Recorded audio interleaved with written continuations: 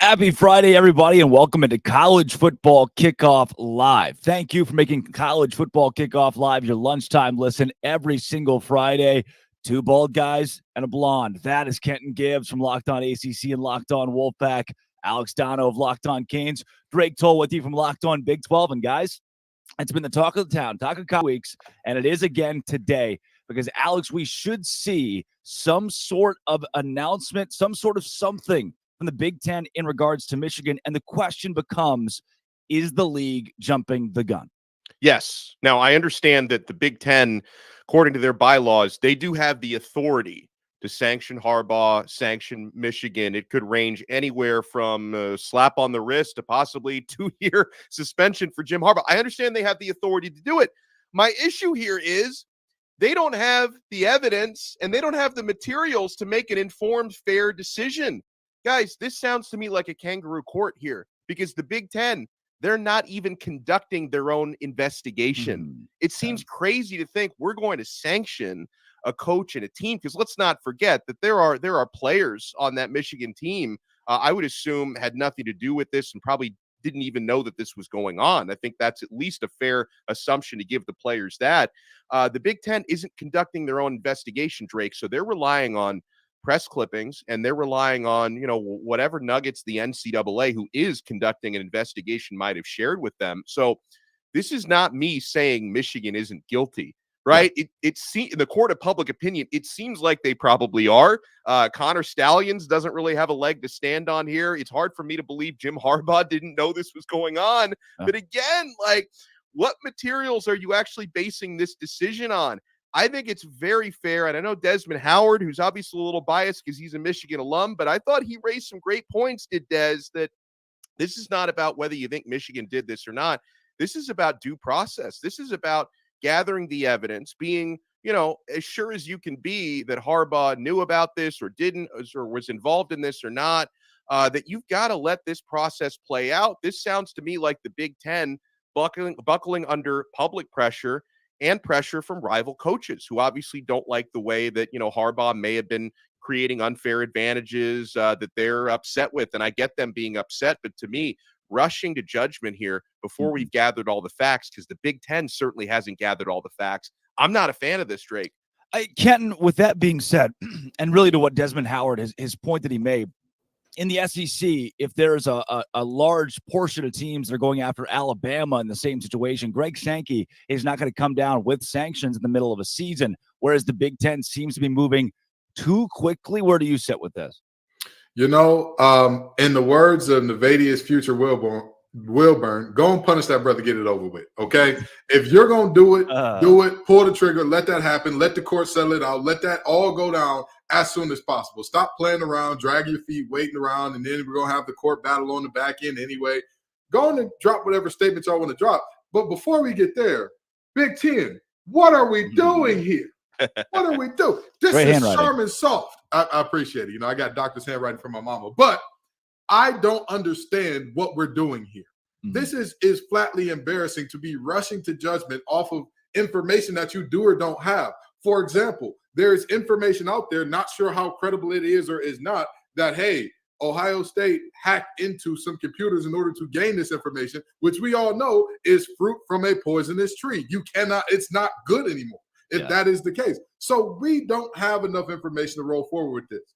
And yet we are here standing at this point where we're like, oh, well, a decision has to be made, and they've been notified that disciplinary action is on the way. Listen, if you have all the facts, because here's the thing, we're all speculating. If you're not close enough to that to truly be on the ground level and be talking to the Big Ten, talking to Michigan and know, all right, this is his side, this is their side, this is the truthful side, then all of us are speculating. But to me, it doesn't make sense the way that there is a kind of run down the hill to get this punishment going, but also we don't have all the information. Figure it out. Should we stay or should we go? Are we moving? Are we not? Do something. Yeah. Here, to me, the problem lies within teams have known that Michigan was doing this for a while. We've heard from different sources that other teams in the Big Ten knew this was coming. TCU was tipped off. You heard Greg Schiano kind of allude to it a few weeks back. It was just a matter of time until somebody brought it. Ohio State brought actual proof to the NCAA. And now that proof's been brought up, obviously there is going to be some sort of sanction. When do you do it? I don't think you can do it after the national championship trophy is in hand. They are one of the favorites to win it all in college football this year. If they win the Big Ten, go to the college football playoff, bring home the national championship trophy, that's going to be marred in this scandal, knowing that 3 months from now, the NCAA will likely strip it right away. Donald, we're living in a scenario here where in real time, Michigan could win a national championship, and all of America know this isn't going to last. Yeah, and they are odds-on favorites actually to win that national championship trophy right now. There's not a good outcome here, unfortunately, because the other risk do we let them do it? Do we let them just win a national championship based on what they've done and then move on? But what if you take away their opportunity to win a national championship, postseason ban, whatever it is, and then once the actual investigation, not the kangaroo court, once the actual investigation is finished, the punishment that comes down is, we didn't have enough evidence to prove Harbaugh was involved and whatever, and evidence was maybe illegally obtained here, the poisonous tree that Kenton talked about, and oops, they shouldn't have been banned for the postseason, and they actually should have had their opportunity to win a championship.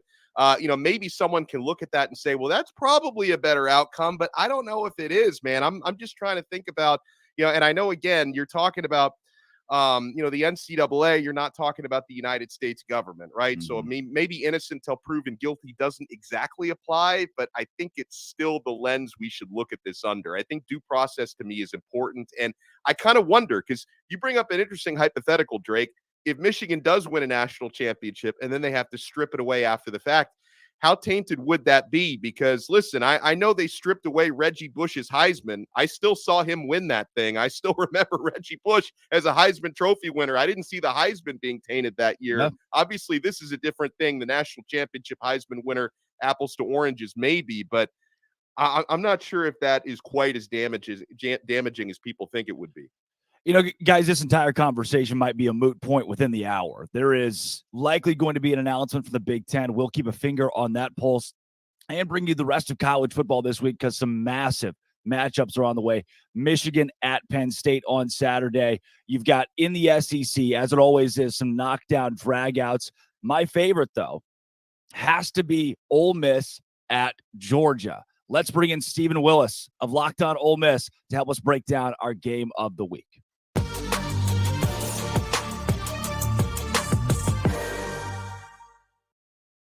Stephen Willis of Locked On Ole Miss here with us on Locked On College Football Kickoff Live. It is a top 10 matchup, this game being played at 6 p.m., a night game in Athens. Stephen, if the Rebels are going to win it, how are they going to do it? How are they going to do it? I mean, there's been a whole bunch of teams that have asked that question over the last 5 years, and I think the situation is you need players on offense that can make plays against that defense, and that defense isn't exactly as good as what Georgia's defense normally is. But don't get anything wrong. They are still good. But Jackson Dart and Trey Harris, who was not available for the Alabama game, can stretch that defense downfield. Quinshon Judkins can force that. Cody Schrader from Missouri went over 100 yards last week. So you have the offensive firepower to be able to affect that defense. Now, Georgia, their middle linebacker and their quarterback of their defense got injured against Missouri. So they're going to be breaking in a new guy. Ole Miss goes as fast as anybody in the conference. And they honestly, on offense, they can rely on bust. And they scheme things up to where they're a bust in the coverage. So if you do not have a quarterback lining yourself up, that is going to make those busts more possible. And also, this Georgia front seven probably isn't as good as what it was. Jalen Carter and Jordan Davis is not walking through that door for the Georgia Bulldogs. So they're alternating like a run defensive end and a pass defensive end, and the tempo can kind of take that away. And honestly, other than quoting Miracle and doing all sorts of good luck charms, that's about all I got, guys. So let me ask you this. In terms of this game, everybody talks about Georgia and what their weaknesses are and how you look to combat those. But let me ask you this. How does Ole Miss hold up against the strengths of Georgia? How do they hold up against an offense that people keep saying, oh, they're not really that good, and then boom, 50 piece with the extra sauces on the side for free? You know they like to get stingy with the sauce. So how do you look at this Georgia team and say, hey, we will not only be able to exploit their weaknesses, but we'll be able to stand up to their strengths as well if you're Ole Miss? This is the game that Pete Golding was hired for, honestly. Everybody pointed to the Alabama game, but this is the game that Pete Golding was brought in. And Lane Kiffin is very familiar with what Kirby Smart likes to do, both offensively and defensively. They sat in coaching rooms. So as far as being prepared and game plan wise, what to do, I think Ole Miss is going to be in a good spot to be in the right position. Now, you are right. This is going to be the best offensive line that Ole Miss has faced this year. You're going to have a situation where Carson Beck is basically back there playing 7-on-7 at times, playing quarterback. You have to figure out a way to get pressure on Carson Beck. You have to get him to drop his eyes and get his eyes off of downfield and get him off of his spot. I think that's the best chance you got. Georgia's converting third downs at about 55% on offense, which is good enough for fourth nationally.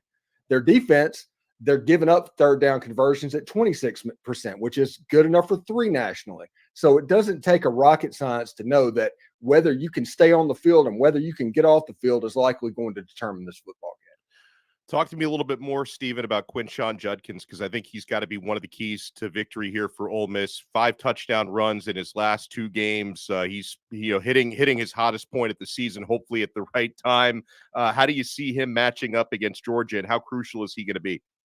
I honestly, I think Quinshon's the best running back in the SEC. Now, Cody Schrader did have some success against Georgia, but that's kind of an aberration against that defense. 120 yards is not the expectation, no matter who they're playing against. Occasionally, teams go off, even to go back to when Kirby was at Alabama. Generally, 65 to 85 yards. If you're in that range as a top tier running back, you've done enough to affect the linebackers to allow you to create shots in the passing game. I mean, it's the same formula to beat Georgia as it would have been the same formula to beat Alabama in 2013. It's the same thing. You need a mobile quarterback, you need shots downfield, and you need to be able to stick with the running game. It won't necessarily always be effective. You might see a stat line from Quinshon that's 20 carries and 85 yards and a touchdown, but Quinshon had a monumental job with this Georgia defense. And if Ole Miss can do that, I think they'll be in pretty good shape. Stephen, as you look at the SEC West, the way this will shake out for the Rebels, the SEC championship's in God's hands now. That's Alabama. They're likely not going to lose the rest of the way. What is the overall goal then for this Ole Miss team? Honestly, my prediction, and I've been preparing people on my show that 2014 TCU, that's probably about to be in the cards for Ole Miss. But I think Ole Miss's path is they beat Georgia. Georgia beats Alabama and eliminates them, so they don't become a question anymore. And you hope to slide into that 4 slot. You hope for chaos. You hope that the NCAA comes down on Michigan. You hope that Ohio State loses to Michigan. You hope that Oregon beats Washington, those games, and you don't need Texas to win the Big 12. And you're just hoping that you have enough to get to that 4 spot, because what I think is going to happen, and I'm not going to go out and say they're corrupt or anything like that, but after the game, Ole Miss is going to go up, and going after that Mississippi State game, whenever that poll comes out, Ole Miss is going to be sitting there at 4th, and then after the championship games, Ole Miss is going to slide down to 5th or 6th. So you're saying there's still college football playoff conversation in Oxford as we speak, without the SEC championship really on the table? Yes, the conversation is there. We are not dumb. We know that it's a long shot, but it's not like so you're telling me it's a chance long shot, but it is a long shot. But you're still playing meaningful football games in November. And honestly, this is what I've been telling people that have been listening to my show. This Ole Miss Georgia game day being at the game, they don't go to games in November that don't mean anything. No. And you're going to win one of these eventually. And it's important to keep getting into them. It's what Clemson did before they broke through in the mid 2000s or whenever, that they kept getting the opportunity and was Clemsoning. Everybody knows about Clemsoning. And then all of a sudden Clemson got through and they hit that next level. One of these games, as long as Ole Miss keeps going down this road and getting this opportunity, Ole Miss is going to kick the door down. And if they do that, they have a chance to, with the brand and everything going on with Lane Kiffin, they have a chance to have a pretty cool brand moving forward in college football. Yeah, coming up, guys, let's do a little Sell Me Why. Stephen Willis of Locked On Ole Miss, thank you for our game of the week and joining College Football Kickoff Live.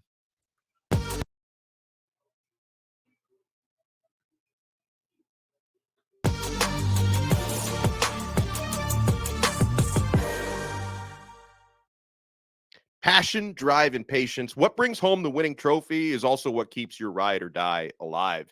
eBay Motors has everything you need to maintain your vehicle and level it up to peak performance, from superchargers, roof racks, exhaust kits, LED headlights, and more. Whether you're into speed, power, or style, eBay Motors has got you covered. With over 122 million parts for your number one ride or die, you'll always find exactly what you're looking for. And with eBay Guaranteed Fit, your part is guaranteed to fit your ride every time, or your money back. Because with eBay Motors, you're burning rubber, not cash. With all the parts you need at the prices you want, it's easy to turn your car into the MVP and bring home that win.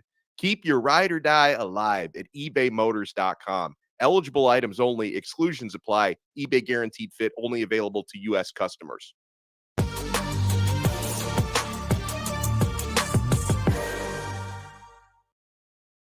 Guys, it's time to jump into my favorite segment this week. I'm going to try it. Do it. Give it to us. We need it. Tell me why. Some things Did never it. broken. Some things are never broken. The Kentucky Wildcats play host to 8-1 Alabama. The Crimson Tide come in hot. The Cats are 10.5-point underdogs in that one. Here's Lance Dahl of Locked On Kentucky to sell us why Kentucky can cover.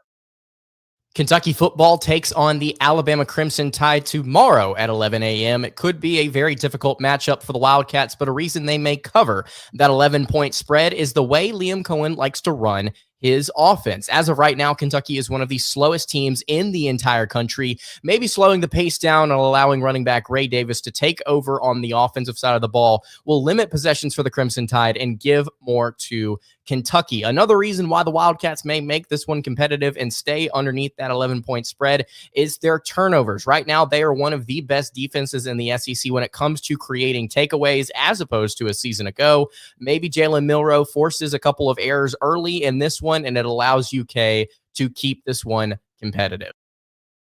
Yeah, never drink downstream and never bet against the Alabama Crimson Tide on a 10-point spread. That's where this one's landed at FanDuel. And God, I don't know. I can't. I don't think I can go against the Crimson Tide, who has been so good lately.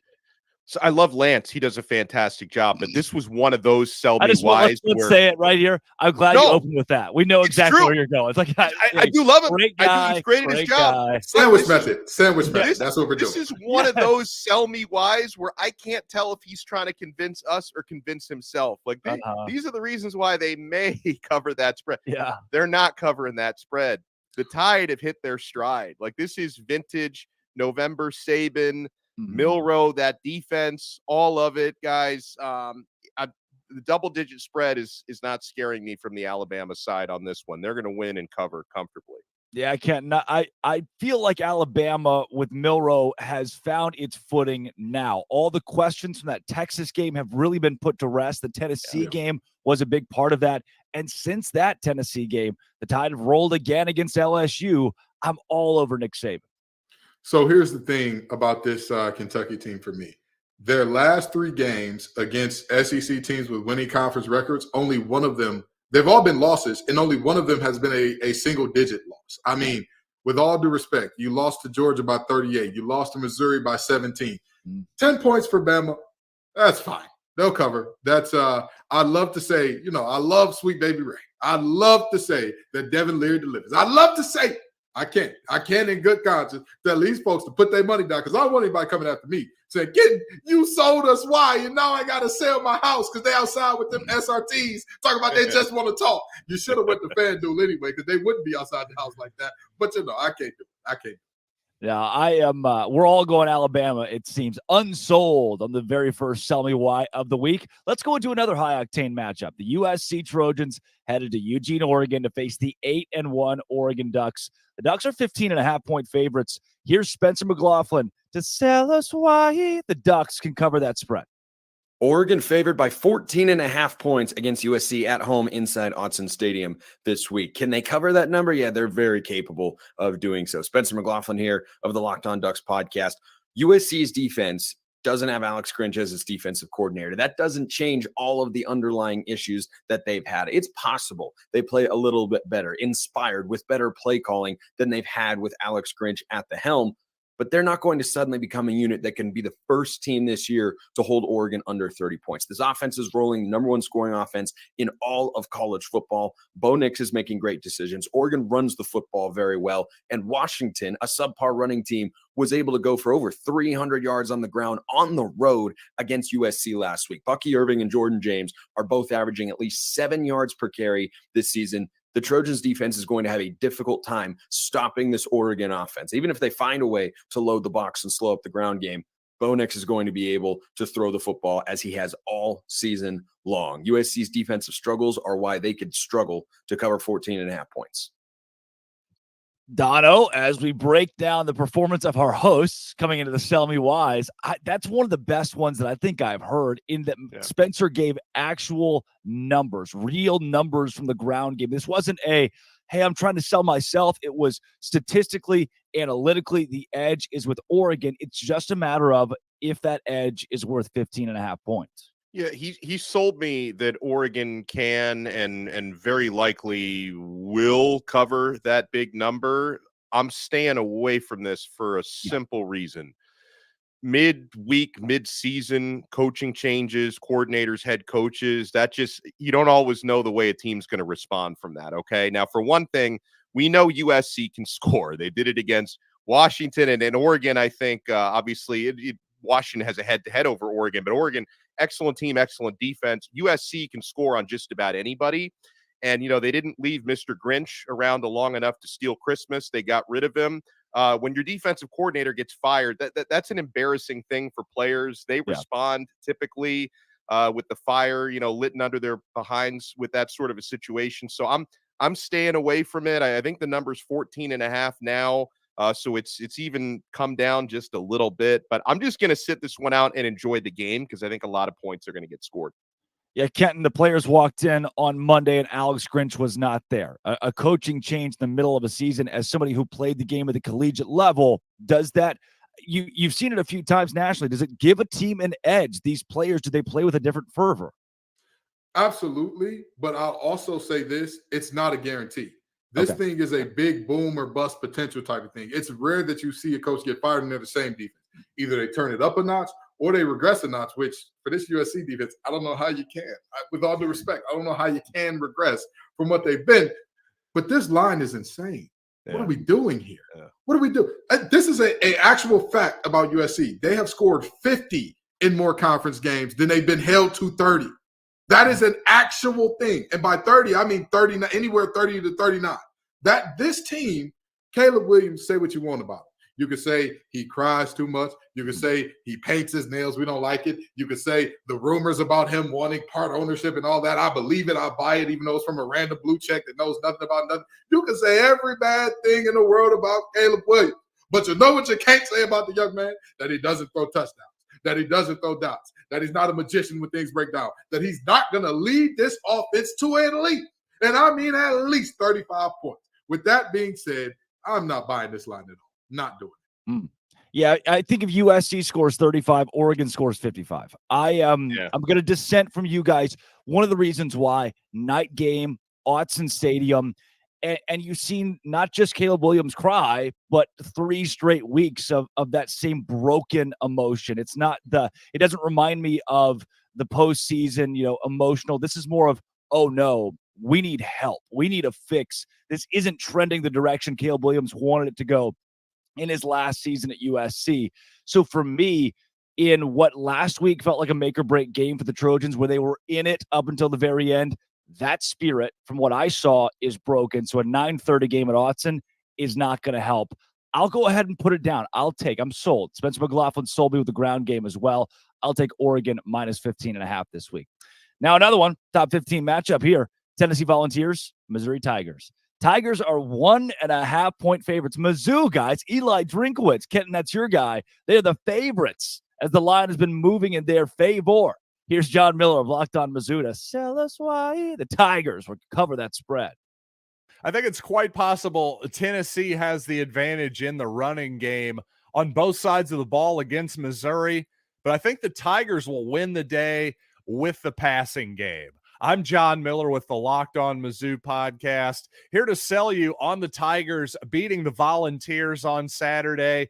And quite simply, I think the Tigers' pass defense is going to be enough with their strong corners and ability to bring extra guys in pressure. I think they'll be able to rattle Joe Milton just enough to seize the day. Also offensively, I believe that the Tigers, Brady Cook and Luther Burden, will be able to take advantage of the Volunteers' less than stellar secondary. So that's my take on Missouri winning a slight upset over Tennessee on Saturday. Check out all my work, lockedonmizzou.com, Spotify, YouTube, and wherever you get podcasts. Kenton, you love Eli Drinkwitz. You go first. I'm absolutely so. I'm sorry to tell you, but I mean, Tennessee and Joe Milton have struggled multiple times this year offensively and all that, but even beyond their offensive struggles, the reality is a defense can only hold up but for so long. Yeah. We know that their strength kind of counteracts Mizzou's strength, and that their pass rush is ferocious. It's tenacious. They're big. They're fast. They're physical. By the way, did I tell you they're big? Yes, I did. So the reality is they can do certain things well, and I think that they can do enough to keep this game close. But a 1.5 point line, I mean, I feel comfortable with that for Mizzou. I think that they win this game by about a field goal, and that's where this thing sits for me. Dono, transitive property does not work in college football, but it's something that I at least look at. You see a Tennessee and Kentucky game earlier this season where the Vols really struggled on the road. Missouri had no issue walking into Lexington, winning that game by 3 scores. To me, when you take the similar matchup balances, I just don't see a way in which a Missouri team that has been more talented on the field and is playing at home loses this game against a Vols team that's been so inconsistent. Yeah, I mean, this is basically a pick 'em in terms of the betting odds. When you're talking about 1.53 is usually the magic number for me, where I really have to think. In this case, I think the better team is at home. Being at home, it's going to help out the better team. I'm going with Mizzou. Like, I guess what they would have to watch out for here, and I think they are equipped, of course, to get a comeback if they need it. But can you limit Tennessee in the first quarter? Because Tennessee's superpower this year has been outscoring opponents 89-29 in the first quarters this year. So that's another path to victory for Mizzou. Slow them down, keep the game tied in the first quarter, or have a slight lead. You should be able to roll the rest of the way. I don't think they're going to win by much, but maybe a 3 to 7 point win in Mizzou's favor is the way I go here.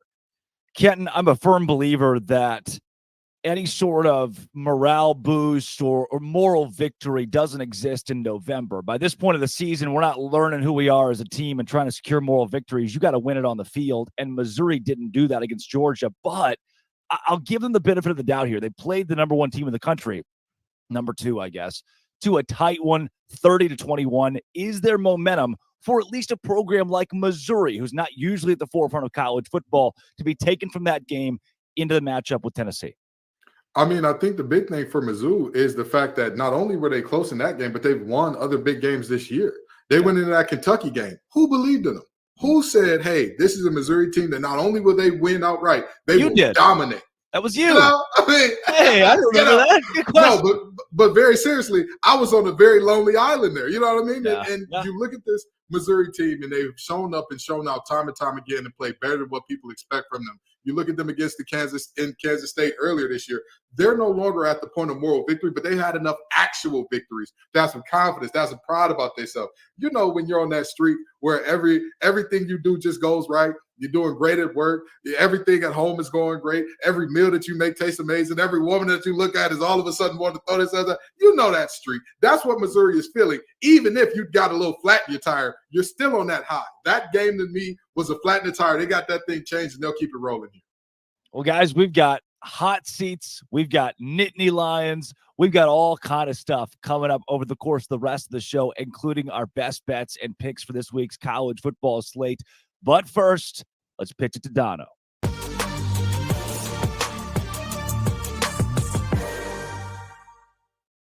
Guys, whether you're on extended travel, bracing for a major weather event, or limited by another supply chain shortage, you're covered, my friend. Thanks to our partners at Jace Medical, life-saving antibiotics and a long list of daily medications can be ordered in a 1-year supply.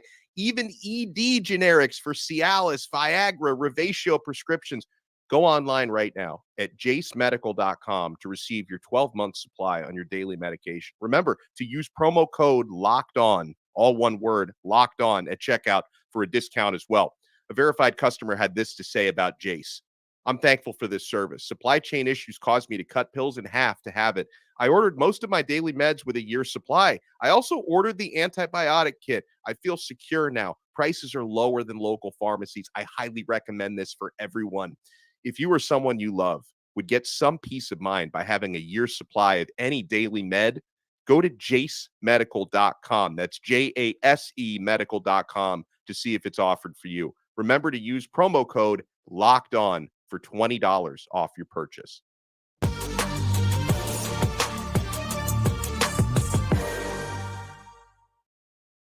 It's boom or bust time. Kenton Gibbs. I'll tell you this. I have both a boom and a bust this week. I'm feeling hot in this segment, but to level myself, Kenton, let's start with you. Do you go boom? Do you go bust? Do you go both? What are you feeling? I'm going to start off with bust, and I'm going to start off with all the other Big Ten teams not named Michigan or Ohio State or Penn State. All of you should be ashamed of yourselves, each and every one of you. Whatever talk you all needed to have, you needed to have it with Michigan in the room. And now, after ducking your tails and saying, oh, hey, we'd like to have a call, but Jim, can you hop off the call so we can speak freely? You're grown men. All of you are making 7 figures plus. You can't look another man in the eye and say, you cheated us. You cheated us, and you deserve to be gone. Cowardly. Cowardice at its highest order. And then I want to throw a little bit of bust on the Big Ten Conference in and of itself in terms of their handling of this situation. But I'm mainly looking at those teams because I don't believe that Ryan Day or James Franklin would be in that group. But if they are in that group as well, that were like, hey, Jim, could you leave, please, so we could talk about you very politely? Then they belong there too. But the reality is very much so bust for that group. Terrible. Dono, Kenton just had 14 busts, by the way. Good luck topping that. Well, I'll give you a boom first and then a bust. And I'm actually going to stay in Kenton's wheelhouse in the ACC for both of these. I give a boom to Clemson. A lot, and I know we've said a lot of nasty and a lot of deserved, not so nice things about Dabo Swinney. No.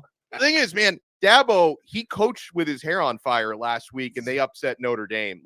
They looked like they were in a spiral, the Clemson Tigers. They had their signature performance of the season. A little bit of credit to Tyler. I mean, if that call doesn't happen, Dabo doesn't have the emotional moment where he's on the ground post-game crying. A lot of credit to that phone call for giving Clemson the win this week. Yeah, Tyler from Spartanburg. Yeah. Spartanburg up 1,000. You know what? He should be the boom, not Dabo. Tyler from exactly. Tyler, you got the boom, baby.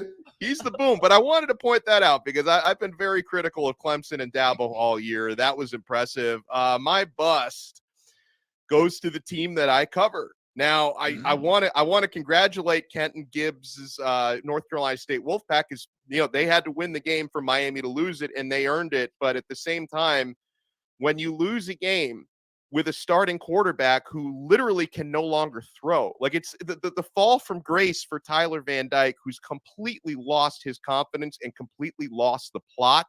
Yeah. And, everyone's wanting, Miami's got Florida State this week and they're 2 touchdown underdogs. And everybody's wondering, is there going to be a quarterback change? Should there be a quarterback change? Because your backup is a true freshman. But Tyler Van Dyke, guys, in his last 4 starts, the Miami starting quarterback has thrown 10 interceptions. In his last 4 starts, he's thrown 11 INTs on the season, which is the most of any Power 5 quarterback.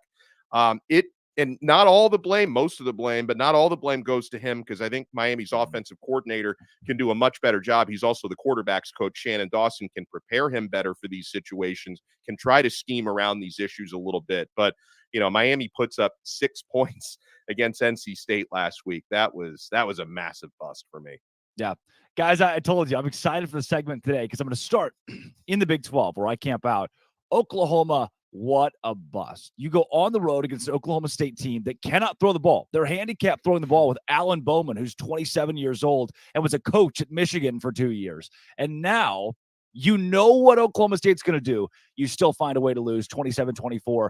The eternal scoreboard. Look, Oklahoma's won 91 matchups to Oklahoma State's 20 over the course of that rivalry. And the eternal scoreboard says Cowboys. That's a bust for Oklahoma this week. I'm going to give another bust to a guy named Colin Klein. You all remember he was a Heisman candidate at Kansas State, and now he's their offensive coordinator, and he's not very good at his job when it matters the most. Against Texas, an opportunity to win. He says, you know what? Let's spread it out with our quarterback, and everybody in God's going to know that we're just going to run it up the middle. That's exactly what they did. Texas sniffed it out. They brought down Will Howard, and after a missed field goal, Kansas State had another opportunity to score. And Colin Klein said, you know what I think we should do?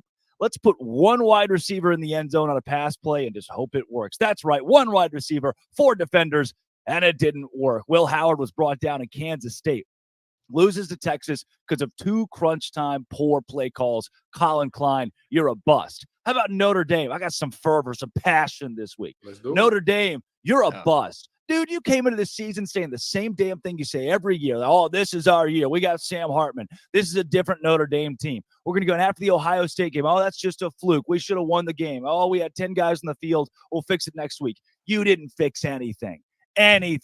You've been a disappointment as you usually are. You lose the big games. You try to prove to college football that it wasn't like that anymore. Under a new head coach, you're going to be different. You're going to be able to win the big one, and you just can't. 7-3 with Sam Hartman and this team. To me, it's the best team Notre Dame has had.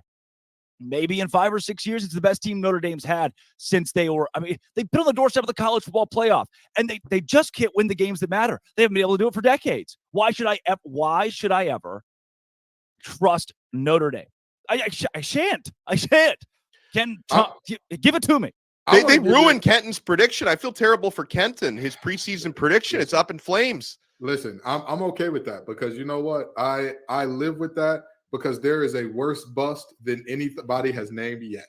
There is one, a bust above all bust, a bust that is so disgusting. This man is going to get ran out of one of the worst states in America, Scott Satterfield. Come on down, brother. Come on down. Yep. Stop picking on first-year head coaches in the Big 12. What are we doing? Not only has Scott Satterfield been terrible for Cincinnati, but talk about first-year head coaches. Hey, Donald, who's his replacement?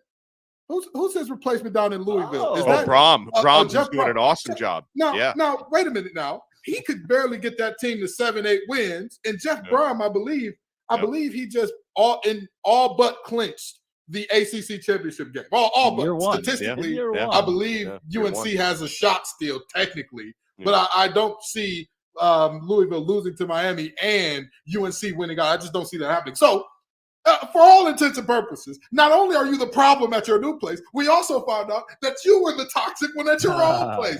Oh my God, I can't believe on Locked On ACC we got fired up. Fighting Scott. Fired up. Fired up. And I'll tell you what, this Howard Snellenberger Bowl, Louisville needs to go out there and put the brakes on Miami because I can finally say, Scott, it was you. You're the problem. You're the bad guy. Get the Swifties on the line. Play anti-hero for him because he's disgusting. If Miami can find a quarterback who can go a game without throwing an interception, that could be a tough one. I'm just saying, if they can find one of their 3 quarterbacks who can go through a game without an interception, they can give him a game. But yeah, Scott's sitting on his couch right now going, me? What are they?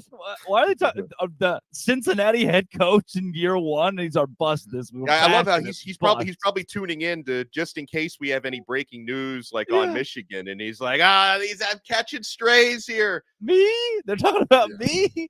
He thought he could avoid it. You cannot. To end on a positive note, before we get into our second game of the week, college football playoff contender still possibly could be UPenn State. Before we get into that, I do want to end on a positive note with Arizona. Oh, Jed Fish, man. 4-2 in the Pac-12. They didn't just beat UCLA. They pounded UCLA. They've gotten to 6-3. They are now bowl eligible. They have had, I don't want to say a gauntlet of a season. That's weird to say in the Pac-12, but that conference has been so improved that it's even more impressive what Arizona has done this year. I think their trajectory going into the Big 12 is they'll finish on the top half of a 16-team conference next year, which says a lot about a school that was the doormat of the Pac-12 for a long time. A wild turnaround for Jed Fish and company. They are on their way up at a rocket's pace. But guys, it's that time. Here we go. Zach Sako, Locked On Nittany Lions. They've got a big game this week. Let's talk about it.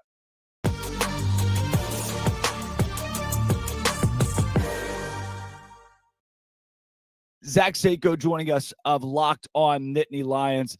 Zach, coming up, this week against the Sign Steelers. What are the odds? What are the odds that Penn State pulls it off? I mean, the bookmakers don't really think it's that far off. The official sports book of Locked On has them as a 5.5-point underdog. So it's not like which doesn't make any sense to me why everyone makes this situation out to be that Michigan is overwhelmingly better, that Penn State is still not look, they're not a top 4 team at this point. They can definitely vault themselves back into the conversation, but we found out what Penn State's offense actually is. It's average. It's mediocre this year. Yes, there's a lot of talent at quarterback, but Drew Aller's still only a first-year starter. But they also went up against the Buckeyes defense that, unlike USC, figured out its problems. Jim Knowles is a good defensive coordinator. Alex Grinch is obviously, unemployed.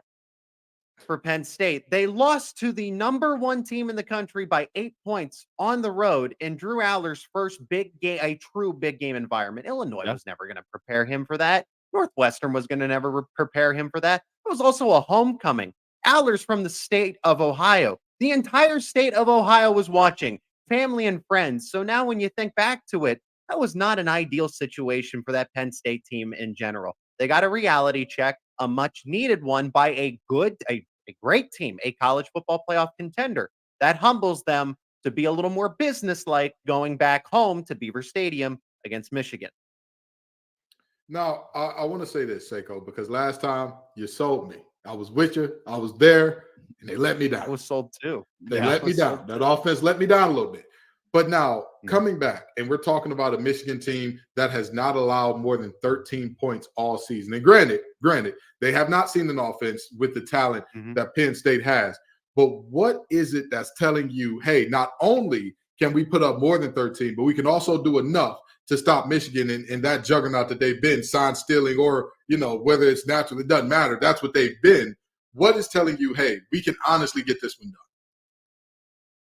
I mean, it's not about the offense. Yes, the offense needs to do its job, but that's what the identity of this Penn State team is. Like a Michigan, like an Ohio State this year, because this is not your CJ Stroud, your Justin Fields type of offenses. Ohio State, Michigan, and Penn State have resolved to this identity of, hey, let's play some elite defense, not turn the football over, because Penn State's been really good at that. 1 interception, 1 fumble. Drew Aller's got a 20 touchdown to 1 interception ratio in his first year of starting.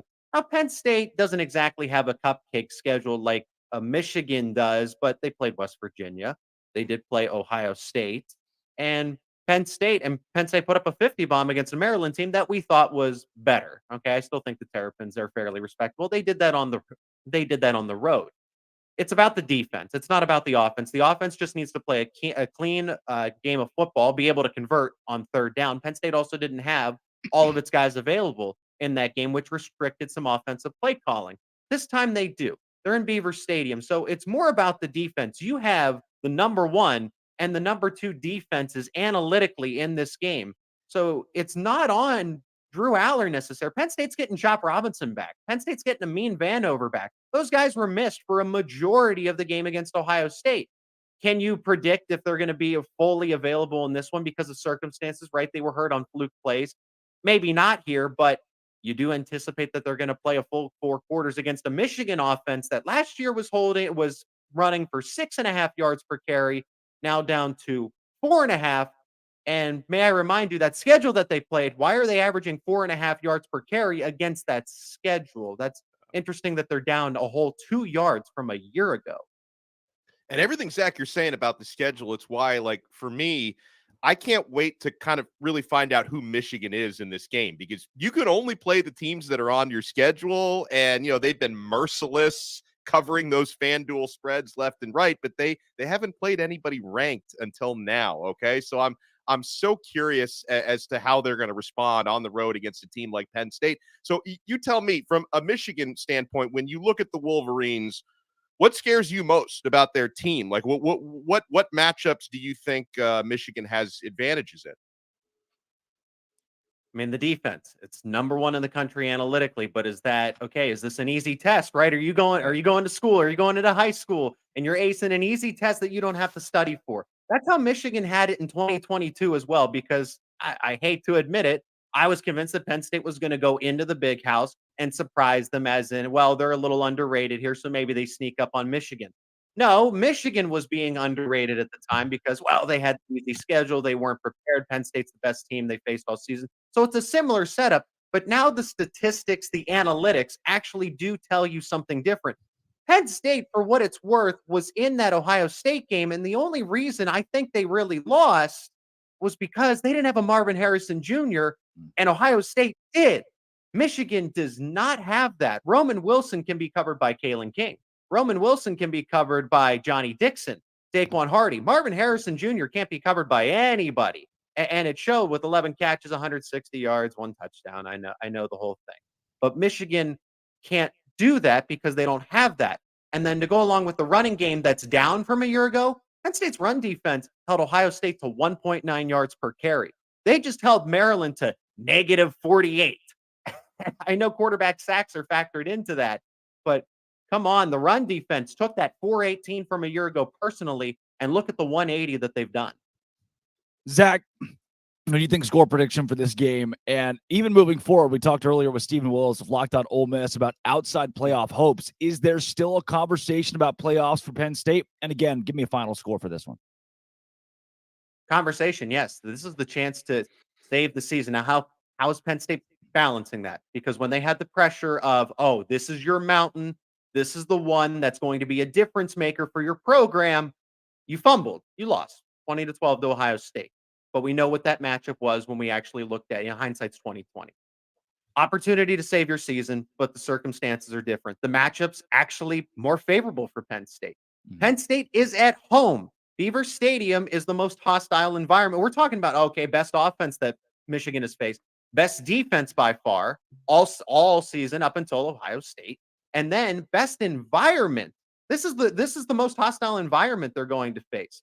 You're getting 2 elite defenses. You're getting 2 teams that do not like each other, that hate each other. So I liken it to an NFL division rivalry, meaning that I'm trending to a lower scoring type of game. I'm going to go Penn State 23-21 here.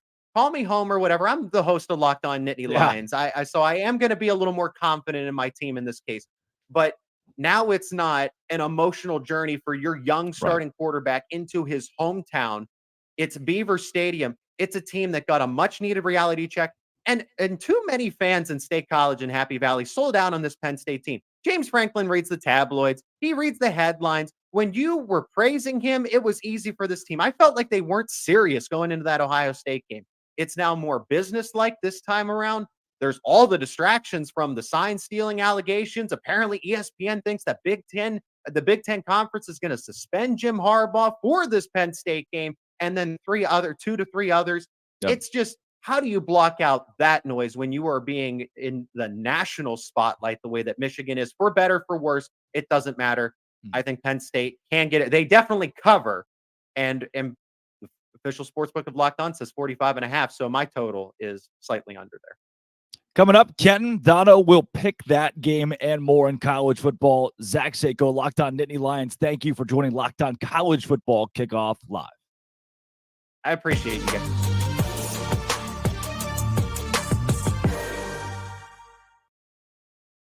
Guys, passion, drive, and patience. What brings home the winning trophy is also what keeps your ride or die alive. eBay Motors has everything you need to maintain your vehicle and level it up to peak performance, my friends. I love eBay Motors so much, guys. eBay Motors, you could get superchargers, roof racks, exhaust kits, LED headlights, and more. Whether you're into speed, power, or style, eBay Motors has you covered. With over 122 million parts for your number one ride or die, you'll always find exactly what you're looking for. And with eBay Guaranteed Fit, your part is guaranteed to fit your ride every time or your money back. Because with eBay Motors, you're burning rubber, not cash. With all the parts you need at the prices you want, it's easy to turn your car into the MVP and bring home that win. Keep your ride or die alive at ebaymotors.com. Eligible items only. Exclusions apply. eBay Guaranteed Fit only available to U.S. customers.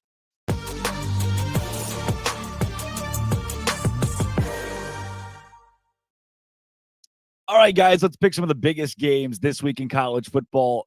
I do want to throw a nugget in here for those that are listening live. Still no update on Michigan and where that situation will go, though I think honorable mention for the greatest tweet of all time, because we do know now that Jim Harbaugh is on the plane. He is going to Happy Valley. Honorable mention, greatest tweet of all time. Jim Harbaugh is racing through the airport. Tony Petitti runs after him, grabs a man in a Michigan hat, turns around. It's not Harbaugh. He's on a different plane. Cut scene, roll credits. That's the level of drama we're seeing from the Michigan situation. Of course, our fingers on the pulse of that at Locked On and will be over the rest of today and in days to come as we find out what the conference will do in real time for Jim Harbaugh in the middle of this season at least. And let's keep it right there. 11 a.m. on Fox, Michigan and Penn State. Kenton, who do you lean? Do you side with the home team? 28-17 Michigan. Penn State can have as reckless of an environment as they want. I don't think they're ready for big-time football. I just don't. Yeah. I think that every time, you in terms of talking about, oh, this team is their mountain or this team is their hill to climb, I just don't think they got their hiking boots on. I think that they're out there in some Nike shoes trying to get it done, and that's just not going to be successful for you. But very seriously, I think that Michigan is one of the best teams in the nation. I think that they have shown consistently that they're not just good, they're dominant. You can say it's against the weak schedule, but we've seen almost everybody have a game or two where they look human against these weak opponents. And Michigan, I mean, this is Omni-Man on our earth. It's just destroying everything in its path. Yeah. Dono, I before you go here, I'll slip in and completely agree. Until Michigan loses, they played with an extra fervor because of this scandal. They want to prove that even after they've been found out, even after now they can't use any signs, they're just as good as advertised. I believe that trend continues. I believe it will as well. As much as I'd like to think, hey, maybe the locker room might be rattled by everything that's going on away from football, I think they're going to be supercharged, guys. And I agree with what Seiko was saying about a lower scoring game. Michigan's not going to win it the same way they won last year. They're not running for 418 against Penn State this year. It's not happening. But they do have Michigan, the number one defense in the entire country. I just don't think Drew Aller and Penn State can do enough to keep pace with Michigan. So again, I think both teams will probably score in the 20s. It's going to be right around that over-under, but the Wolverines are just too good. Yep. And honestly, this team is so good. One of the most frustrating things about this scandal in the first place is these guys would still be undefeated, I believe, if they hadn't stolen a single sign. It's just like the rich get richer. Like, this is a great – they're not, 9-0 because they were stealing signs. Maybe, they've won some games by an extra touchdown or two because of that. But this, to me, is still best team in the country, whether they're doing that or not. That's one of the things that really ticks me off about these allegations. Yeah. We've already talked USC and Oregon as well as Missouri and Tennessee. Let's take you to the Pac-12 and bring you a big showdown between Utah this week. The Utes, who have been sneaky good some weeks against Washington, who has struggled a bit. I say struggle. They're still 9-0, right? But you've seen some of those chinks in the armor. Kenton, do you think Utah's defense pulls the upset on the road? We talked about how difficult it is to win at Utah. We talk about how great that team is at home and how without Cam Rising, without whatever, they've still figured out ways to get it done. They've still figured out ways to do what they need to do here. I can't see this one. I'm sorry. I can't see them pulling this one out. Don't get me wrong. I really like Utah. Their defense is amazing. And anybody who knows me knows I love a team that can play some tough defense. However, Penix is phenomenal. To say he's phenomenal is an understatement because of his receiving core on top of who he naturally is. That man had Indiana football relevant. Think about that for a second. That's what this quarterback did. And then they gave him some weapons and they said, all right, we're going to put this Maserati. We're going to take him away from the Volvos and put him with other Maseratis. And look what happened. Yeah. Look what's happening. I just don't think that Utah can keep him. Yeah. Dono. Yeah, Washington's going to win. This is too important of a game. Penix has bounced back really nicely the last couple weeks. I know Utah's got a great defense, but Dylan Johnson, Washington's top running back, has also been on a tear. He scored 4 touchdowns against USC last week. This is obviously another great opportunity for Penix to put another feather in his cap as the Heisman front runner. If you can do it against this defense, and I think he's going to have a good game. Washington, to me, too good not to win this one. I'm going to go Utah here. I'm going to go Utah with the upset. Utah has dominated the Pac-12 in years past, won that conference the last 2 seasons. They're not as squarely in that conversation this year, sitting at 4-2. They need a lot to happen. I think it happens this week. We've been talking about how bad that offense is. 6 points against Oregon. They put up 55 on Arizona State. Now, Arizona State's not good, but you finally saw that offense click. Washington gave up 42 to USC. 33 to Stanford. They beat Arizona State 15-7 in an ugly ball game. At some point, to me, something breaks for Washington, especially as good as Oregon's playing over there. The pressure mounts, and it hits a breaking point for me. I think Utah actually upsets the Washington Huskies in this game. Give me the Utes. Guys, so you think the Utes will be taking Sac Lake City on the road with them to Washington and maybe get Penix to the ground a few times? They bring Rice-Eccles Stadium to the Marine Layer up in Seattle, Washington this weekend. We got a couple minutes left here, guys. I want to hone in on the biggest matchup of the week because I know we've already spent some time on it, but Ole Miss with an opportunity to do what everybody has tried to do. For a Georgia team that we all said may not have it offensively, for a Georgia team that's had a couple of games defensively where it brought question marks, they just keep winning. College Game Day, 6 p.m., ESPN. Dono, can Ole Miss do what everybody else has tried and failed at? They can, but they won't. I think Ole Miss is going to cover the spread, and I know this one's a little bit tighter than most Georgia spreads are, but the Bulldogs are 3-6 against the spread this year. Obviously, we all know Brock Bowers is nursing an injury. I think he might dress for this game, but I don't think he's going to play much if he does play. Lane Kiffin is really, really good at making you think that they're, a national title contender and maybe not quite getting over the finish line. So I think Ole Miss is going to play him tough. I think Ole Miss is going to keep this game within a score, probably within 7 points. I give the slightest of edges to Georgia, who, it's either them or Michigan for a national championship for me. I think Georgia is going to stay unbeaten here. Ken, I don't think I can give the slightest of edges to Georgia. I'll give the whole edge to the Dogs this week. They've convinced me. I'm now in the camp of, look, it may look ugly some weeks, but no matter what, they just win, and I can't doubt them until that's proven otherwise. In the words of the great DJ Khaled and T-Pain, all they do is win, win, win, no matter what. And that's a problem. They need to lose this game, but they won't. They need to lose this game to realize, we're human. We have things we need to work on, but they won't. They will not lose this game because Lane Kiffin, for as exciting as he is, as fun as he is, as the great as the press clippings are from him and all that good stuff, as great as the tweets are and all that, it's entertaining. It's not of substance. This team is a good team. I think they're a very good team. I don't think that they're at the level of beating a Georgia at this point. However, continuing to win is going to make Georgia's jaw a little soft. It's going to make them a little more susceptible to a loss in the playoff than they would if they were coming in as a one-loss team that's had to dominate everybody after. Then do you think that makes Georgia susceptible to a loss to Alabama in the SEC championship? Is that where you see the Dogs falling first? Absolutely. That could potentially be a game where they do it. Depending on how Alabama plays out the rest of their season, that could potentially be a game where they do it. And at the end of the day, I look at this Georgia team and I say, there's going to be a sense and a feeling that we're in no matter what at a certain point, because that's going to be the truth and the reality. If they lose to Alabama in the conference championship game, congratulations. We just got another 2 SEC team playoff. Woo. But they're not going to be out. That feeling, you can try as hard as you want to keep it from 18 to 22-year-olds. You're not gonna. There's a lot of things you try to keep it from 18 to 22-year-old. They'll get into it anyway. And that complacency is one of them. So I think that this team, while they should lose it, they need to in order to tighten up, they won't. They'll just keep rolling. The desk loves the Dogs. All of us taking Georgia, myself taking them with the spread as well. That is Kenton Gibbs of Locked On ACC and Locked On Wolfpack. That's Alex Stano of Locked On Canes, Drake Toll of Locked On Big 12. Hey, thank you for what's the little point thing you're doing over there, man? I was pointing yawn that you gave? No, you normally pointed at us when you say our name, so I was referring to love. I reciprocate, There you go. You made it through as the Marlboro man today, so you need some love. Gosh, man, I've been smoking 12 packs since I was 8 years old. I'm Drake Toll. Hey, some people get sick. I've been smoking for 5 years. Is that what you're saying? Since I was 8 years old? Yeah, since you were 8 years old, brother. That 5 years is a tough 5.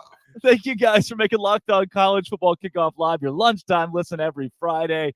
Look, we'll be back next Friday with some Michigan news. Hopefully, this has been and always will be Locked On College Football Kickoff Live.